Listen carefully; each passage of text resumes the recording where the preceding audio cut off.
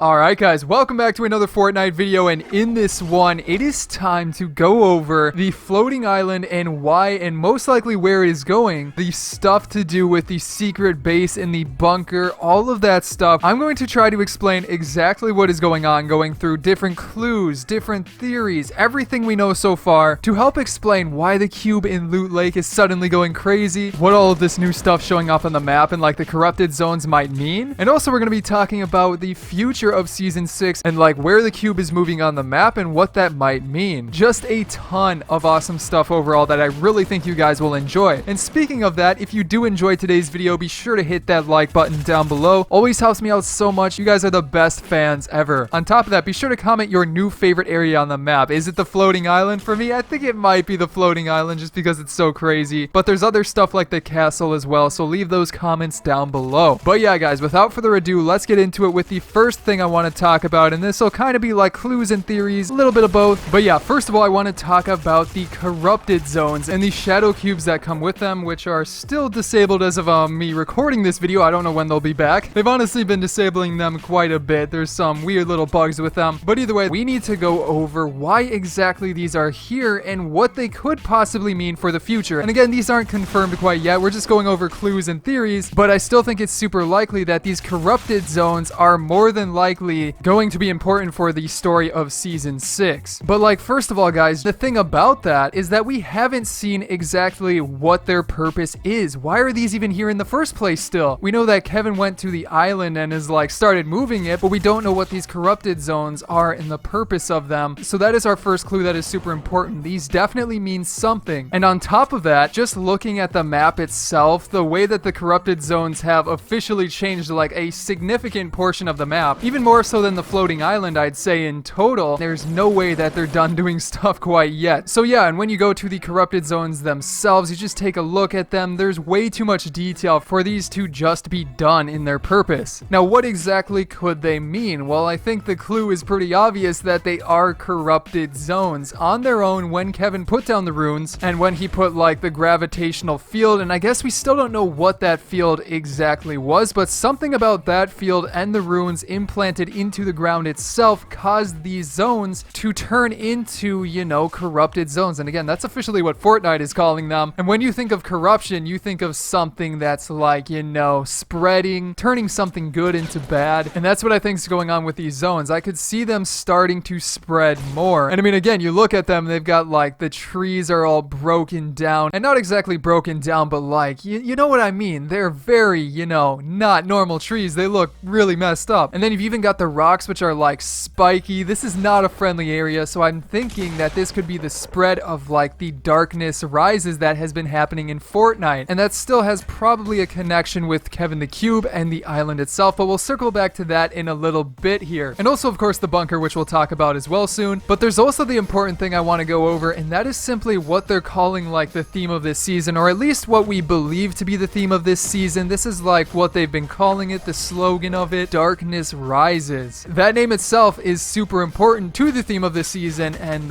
what is going to be going on. And first of all, I do want to point out that I'm pretty sure the rises part is a perfect epic pun, and that was a pun itself. You get it? Epic Games pun. But yeah, the rises part has to do with the island literally rising, so good job, Epic. I like that little pun. But then for the darkness, that is pretty much confirmation of like, you know, the dark variants of stuff that we talked about in the previous theories videos. Stuff like the dark version of Bright Bomber, and we also talked about possible dark versions of other skins. That is still very likely based on the entire theme of this season and what the cube is still doing. So what I'm thinking is that that is still a likely possibility. But yeah, guys, let's move on to something a little bit different and try to investigate the brand new bunker that showed up at Wailing Woods, which a ton of people have been talking about. It is honestly a huge addition to the game, and I guess the first thing I want to talk about with this is that, is this really the bunker itself that is open, or is it a separate thing altogether? Because when we go to the actual bunker itself in Wailing Woods, or at least the door for it, the door itself still isn't open. open, and when you look inside of it, it doesn't really look like anything has changed. I guess like the side terrain portion looks a little bit different. It's a little more slanted, which is definitely weird, but this bunker itself is not connected to the bunker in Wailing Woods. Like, let's go down there real quick. Here's an example of me going into the new Wailing Woods bunker, and honestly guys, this place is so cool. It's one of my new favorite locations by far. I absolutely love what they did with it, and like all the secret areas. We may have to talk about that in a separate video, but when you're at this new bunker itself, the mini bunker, the old bunker that everybody was theorizing about, is sort of northeast of it. However, when you're in the Wailing Woods, the large one, there's nothing that connects the two. In fact, if you go through these like tube hallways, whatever you want to call them, and you break down the wall, there's another wall behind them with no way of accessing that other bunker. Again, the old bunker, the one with the door. And on top of that, just to be sure, you check the one on the east side over here, and it's the same exact thing. There's nothing connecting the two, so that leaves me to believe that they're not technically the same, and that the old bunker isn't the new bunker, really. Now, along with that, just take a look at what happens when you throw the spiky stadium inside the middle of the bunker. It is actually one of the craziest things I've seen in this game. It just absolutely demolishes everything in the bunker and just opens up the entire thing, so you can specifically see that it does not connect to the other bunker, the smaller bunker. Again, maybe it's just implied that it is and they're not going to be doing anything, but I am leaning towards it not being the same thing. Still, the new bunker itself obviously has a ton to do with this story. They added it with season 6 as a secret new area, so there is definitely some meaning behind it, and I'm pretty sure I know what that meaning is. So the first clue that sticks out to me is the very design of the bunker itself. All of it looks super familiar, and there's a reason for that, because it's the same exact structures that were used for the Dusty Divot-like investigation site way back when to investigate the meteor itself. That's right, guys. So I think that this is a clue. Whoever was investigating the meteor way back then is now investigating some stuff in season 6, and they are still around in the game. And then what's very interesting on top of that is that if you remember, when they were exporting the